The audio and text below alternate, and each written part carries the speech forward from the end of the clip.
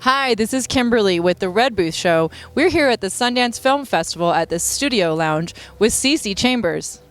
Hi, how are you doing? I'm doing great. How are you doing? Oh, pretty good. Hanging out, networking, doing my thing.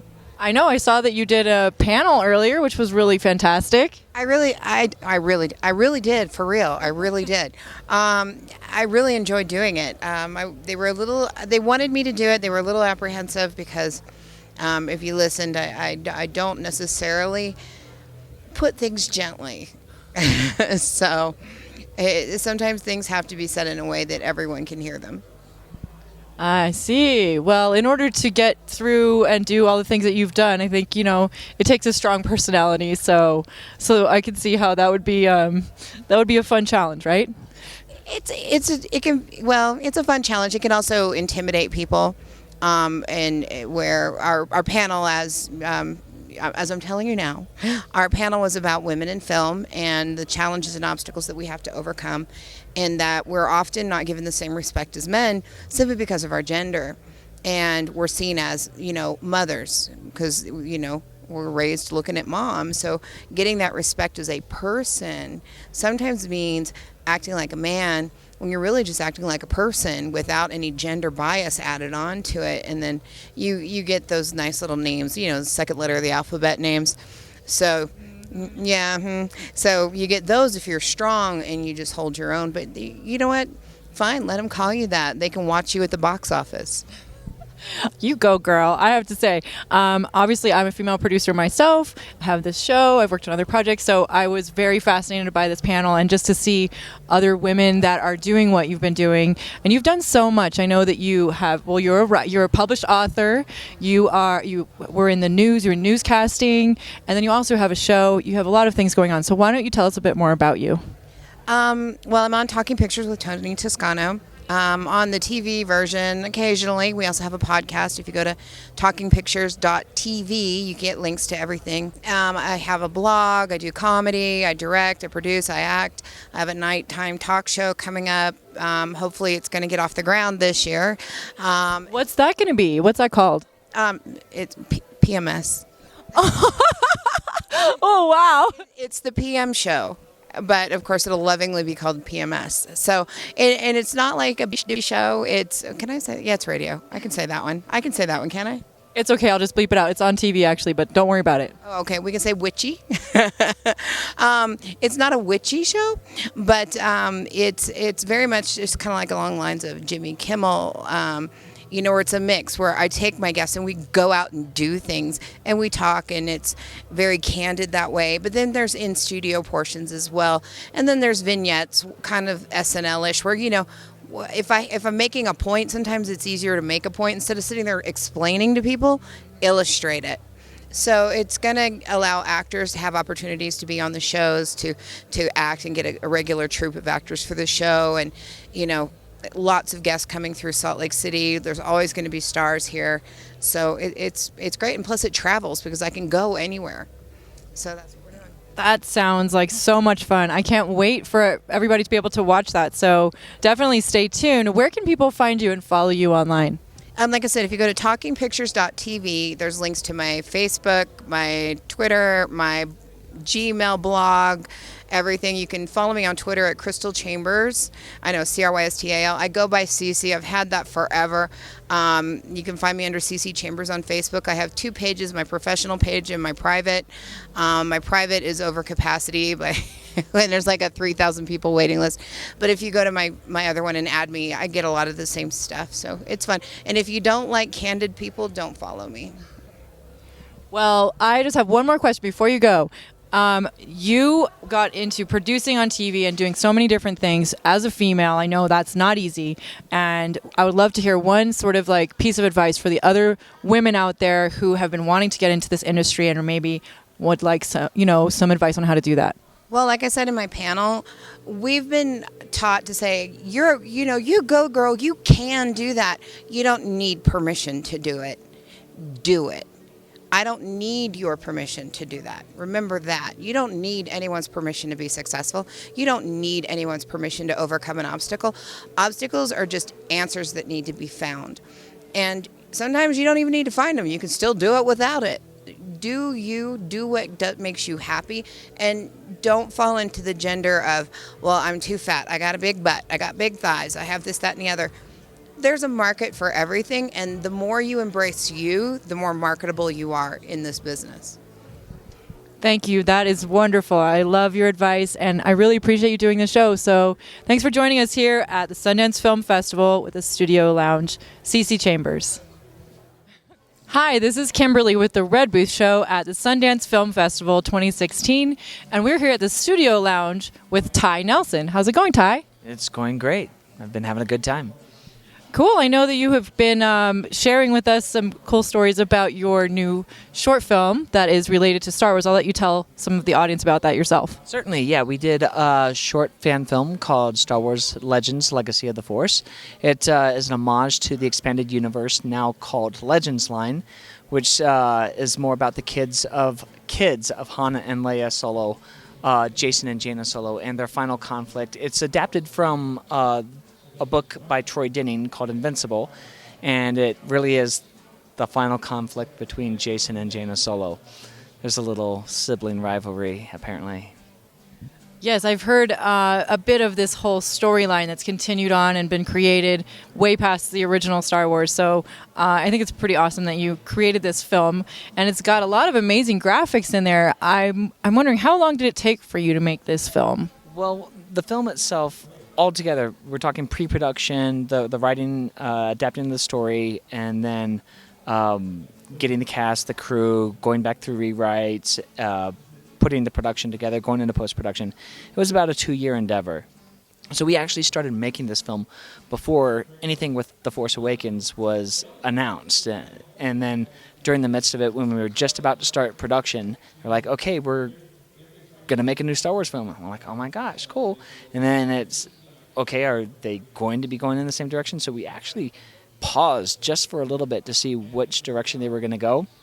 And J.C. Twist, the young lady who played Jaina Solo, and I both actually submitted audition tapes for The Force Awakens using dialogue from our film as Jason and Jaina Solo to see, because it's basically the same timeline, just an alternate universe. Yeah. Well, I think it's really fantastic that you've taken this story and created it. And obviously there's a lot of interest in Star Wars. And then there's the original fan base who's really into that story too. So you've represented that there. And now with the Force Awakens, there's a bit of a lot of mystery about who some of the characters are, right? Mm-hmm. Well, we don't know any more than the rest of the world does. There's speculation as to who Rey is. There's speculation to, is Finn related to somebody, or even who is Snoke. So, I don't know. We were all very stoked to watch the film, and I'm interested to see where they go with number 8. I really have to say that the film I'm looking forward to most out of these new Star Wars films is actually the one-off that's coming out at the end of this year called Rogue One, and that's the story of them getting the Death Star plans from the original A New Hope. So I'm excited. I've been a Star Wars fan since I was a kid, and so we did our fan film as an homage to those stories before they announced that they were going to be making new ones, and we had fun with it. It was fun. Good crew, good cast, and we've been appreciating all the comments and the hits that we've been getting on our YouTube channel. We're just over 300,000 hits right now, and the majority of the reviews have just been positive feedback. Yeah, well, I can see why. It's an amazing project. And how, I know, so you've been doing this obviously independently. Did you work on other shorts before this for a while, or how did you get started in this? Well, I've been acting for over a decade, and from independent projects to mainstream stuff. I'm based in Utah, so they're not going to come here and say, hey, we want you to be the lead for this next film or anything like that. So it's basically been bit parts, unless I've been lucky enough to be in an independent project that they were looking for somebody supporting or lead. And so from that point, I was like, I want to put something together. And I'd put together a couple of short films before, but this was my first major endeavor as to being a producer, and it helped that I knew the story, and so that I could communicate with our director, who was Danny James from James Brothers Studio, and I was able to relate to him that what worked, what didn't work, and the scheme of the whole storyline, just because I knew the storyline of Star Wars or these books that where the story was coming from. Amazing. Well, you have done a fantastic job, and as your, I should say, producer debut, would you say? Yeah, executive producer. I adapted the screenplay as well from Troy Denny's book to that, and then I acted in it. So, yeah, it was Everything. There was no. I can tell you, it was not everything. We had a cast and crew of about 100 people in this, and could not do it without them. Wow. People, the CBR stunt team that helped us out with the fight choreography, and then from grips to catering to costuming to the people who built the sets. The 501st in particular, who's a charity organization that does costuming, they helped out. In fact, the CEO of the Garrison, I might be mistaken about how I'm relating his title there, but he was our set coordinator. He built basically the sets, constructed them, and because he was such a big Star Wars fan too, he knew what we were looking for. He knew how to design what we like, set designer. So yeah, it wasn't me alone. There were so many other people, and I couldn't have done it without him. Well, definitely. It sounds like a really big undertaking for everybody to get involved in, and I just mean that you were obviously doing so many different hats on it. So I helmed it. To put all the pieces together, I can say that that's what I did. I was the one who brought the people together. That's what a producer does. And he makes sure that everything comes together so everything falls into place. well, congratulations, and I hope that, obviously the buzz about this short film is going to continue to grow, and definitely go check it out. And why don't you tell them where they can find it? Okay, you can easily go to YouTube and look up Legacy of the Force. We're also on a Facebook page. Again, type in Legacy of the Force. Or you can go to our website, which would be Star Wars Legends Legacy of the Force fan film. So, you know what? Yeah. Go to the Facebook page or the YouTube page, and there will be links there. Okay, great. Thank you so much, and thanks for being here with us, guys. Hi, this is Kimberly with the Red Booth Show, and we are here at the Sundance Film Festival 2016 at the Studio Lounge with the band Van Lady Love. How's it going, guys? Fantastic. Yeah, I'm doing great. Good to see you, Kimberly. Thank you for doing this cute interview here in the couches. I wanted you guys to introduce yourselves to everybody out there in Las Vegas and Los Angeles, and let everyone know who you are. Awesome. I'm Travis, and I'm the singer. My name's Steele, and I play the bass guitar. And I'm Jordan on guitar, lead guitar. Well, I've been hearing you guys perform, and I just have to say that your music is wonderful. And I know that probably everybody's going to recognize as soon as they hear, some of the songs. I'm guessing you guys are on the radio all over the country, right? Not quite. Are you sure?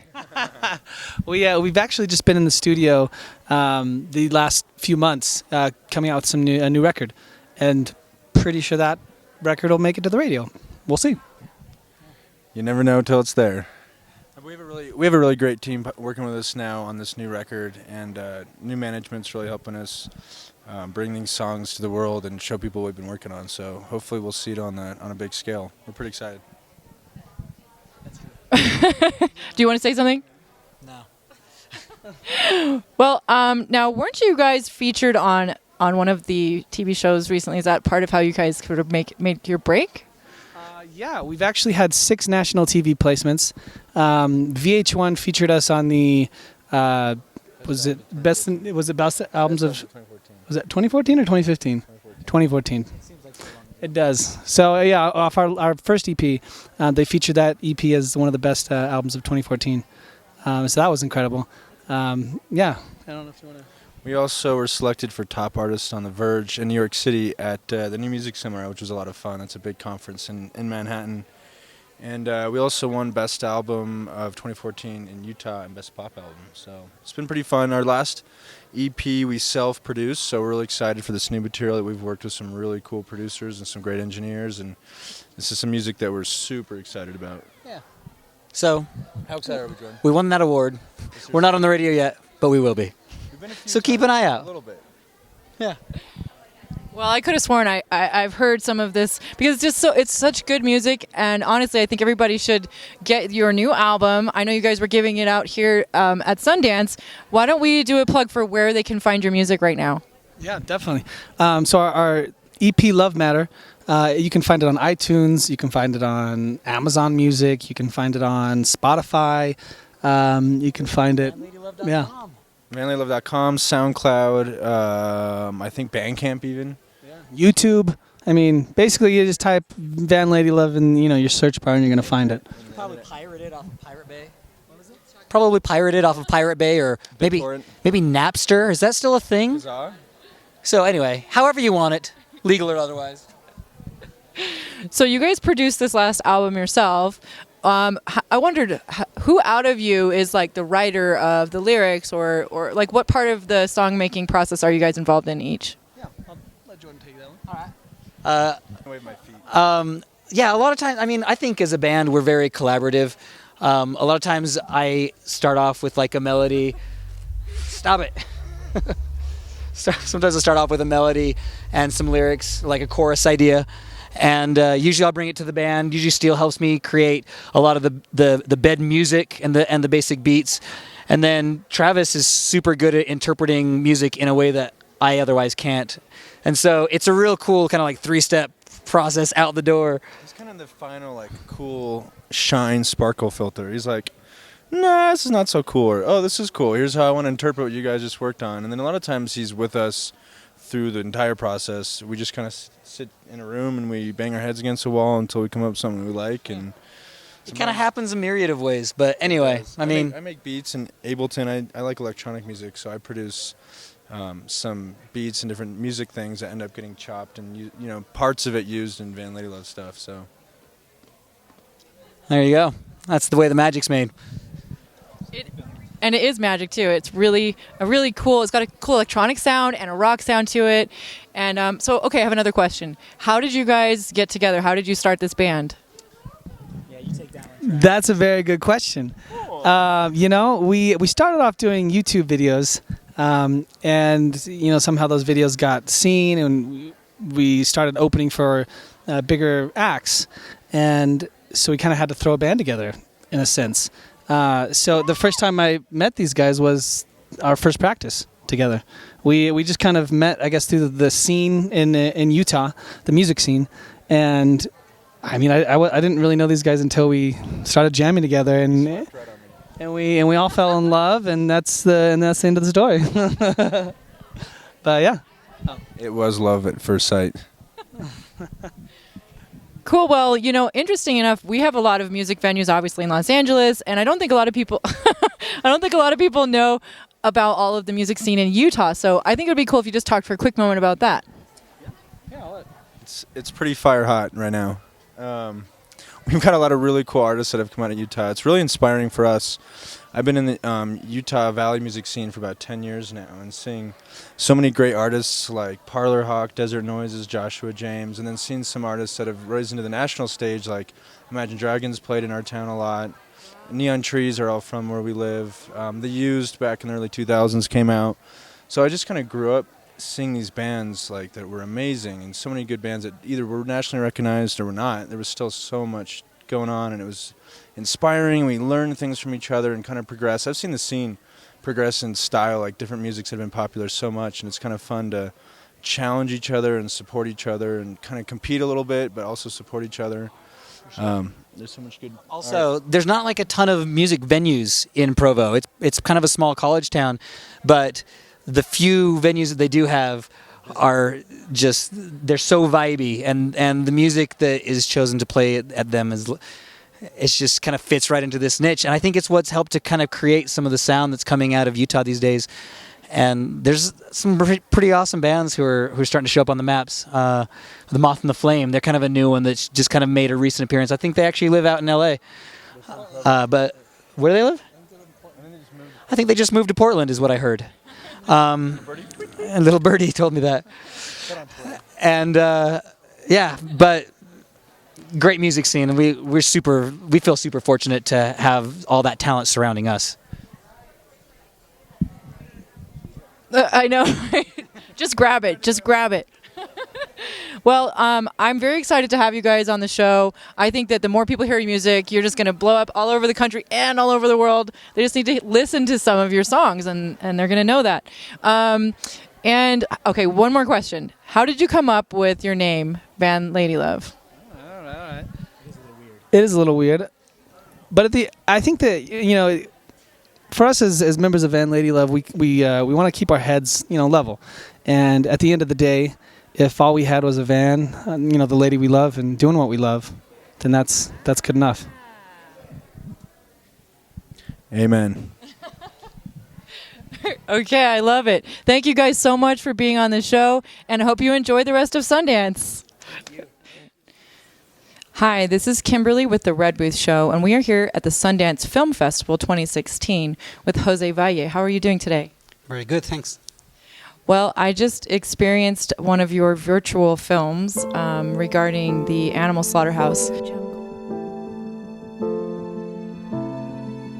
And I have to say that it was very impactful, and I think it's going to be helpful for people around the world. So I would love to hear about it from you. I think it is very impactful video. Indeed, there has been a lot of people who actually thought it was very impressive, and they are bringing also their friends and family to watch it because they see that it has a purpose, that it's an important topic, and generally speaking, I think the public is eager to know more about this particular issue. Yeah, definitely, and I think also bringing this technology into the subject matter is a big part of how it affects you. What made you decide to go with virtual reality? I've been doing these kind of investigations for more than 10 years, filming in factory farms and slaughterhouses, and many times I find myself wondering, you know, like I wish I could bring people here so they can see by themselves and not through these lens. And when I find out about this technology, virtual reality, I thought it was perfect because it allows us precisely to do that, to bring other people with us and make them witness of what is happening there. So that's why I think you're partnered with Condition One here. Why don't you talk about that too? Sure, yes. We decided to partner with Condition One because they are a technological company who are producing their own cameras and software to precisely do these kind of stories. They're in the front lines of VR, and I think we're a perfect fit. Definitely, and I know you've made a few other films, and this has been entered into the Sundance Festival as well. So how is that all going? Is this your first time at Sundance?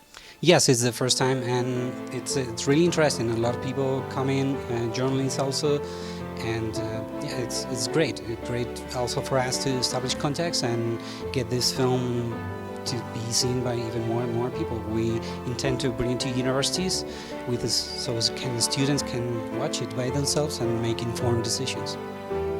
That's fantastic. Now you're with Animal Equality, right? Would you like to tell us a bit about that? Sure, yes. We started 10 years ago in Europe.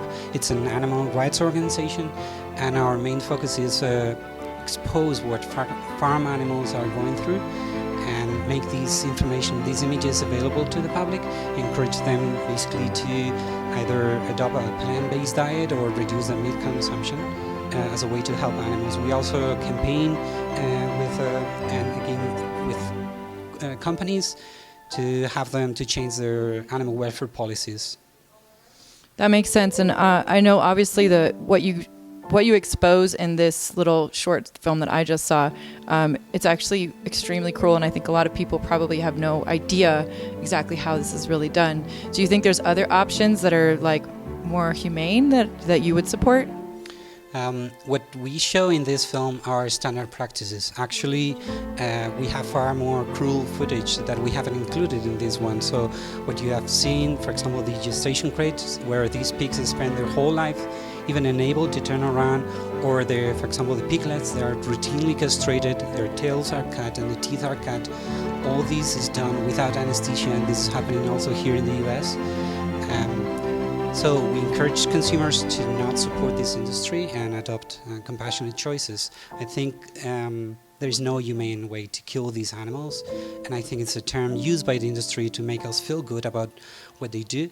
But at the same time, these same industries are making it illegal to film in their facilities. For example, there are 7 states in the US that made it illegal, make it a felony crime to film what they are doing to the animals.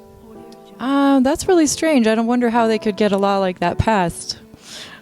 Yeah, I mean, some states like Ohio, Utah, North Carolina, I mean, these have a strong power. The animal agriculture industry in those states are very powerful, so they managed to convince some politicians to pass these laws that some other judges in other states have regarded as unconstitutional laws, because they are against our free speech and our right to access this information, what is happening in these places. Well, I just have to say that I'm so appreciative of what you're doing, and I think the only way that people are really going to see what's happening in the farm industry is by people doing what you're doing, and it's very brave. So thank you very much. Thank you very much. Thank you.